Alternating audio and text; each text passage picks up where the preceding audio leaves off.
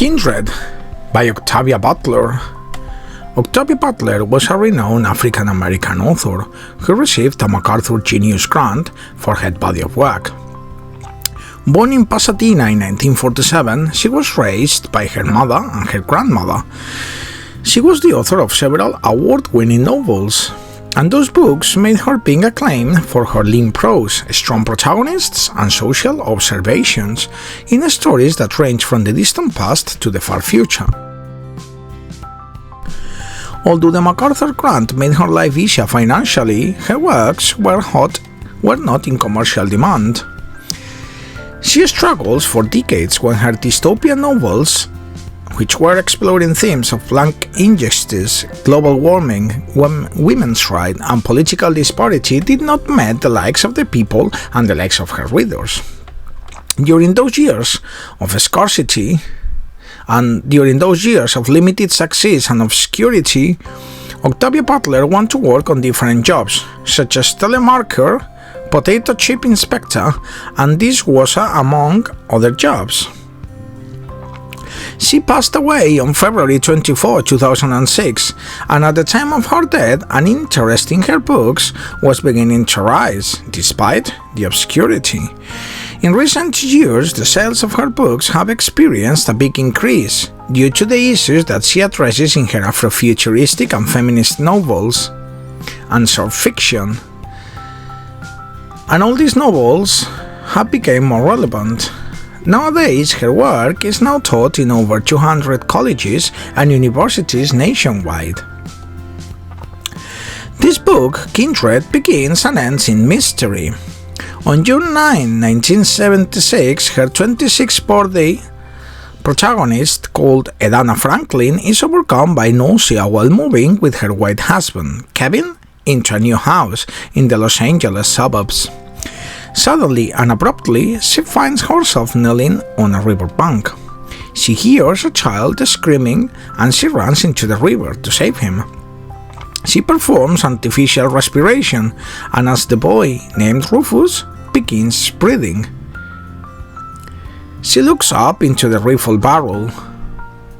Again, she sickens and finds herself back once more in her new house, but soaking wet and covered in mud.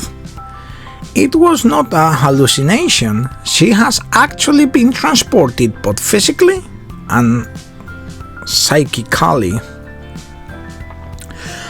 Sometimes Dana is transported alone, and sometimes with her husband Kevin, but the disease spells that immediately preceded her movements occur without warning, and she is returned to Los Angeles only when she believes her life is threatened.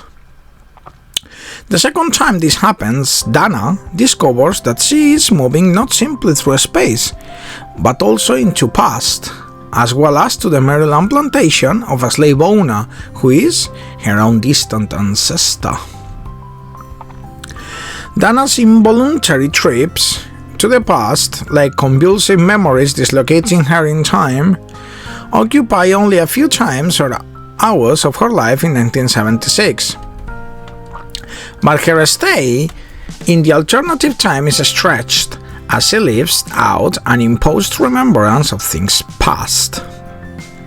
Because of this dual time level, a brief absence from Los Angeles may result in months spent in the 19th century, observing and suffering the backbreaking field word, enduring verbal abuse, whippings, and other daily brutalities of enslavement. Kindred begins and ends in mystery. Leaving the book's ending rough-edged and raw, Octavia Butler, the author, leaves the reader uneasy and disturbed by the intersection of story and history rather than reassured by a tale that solves all the mysteries.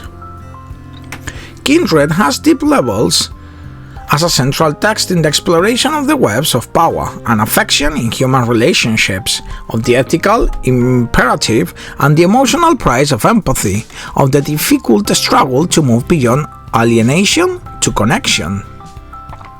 Apart from the single fantastic premise of instantaneous movement through time and space, this novel, Kindred, is consistently matter-of-fact in presentation and depends on the author's reading of authentic slave narratives.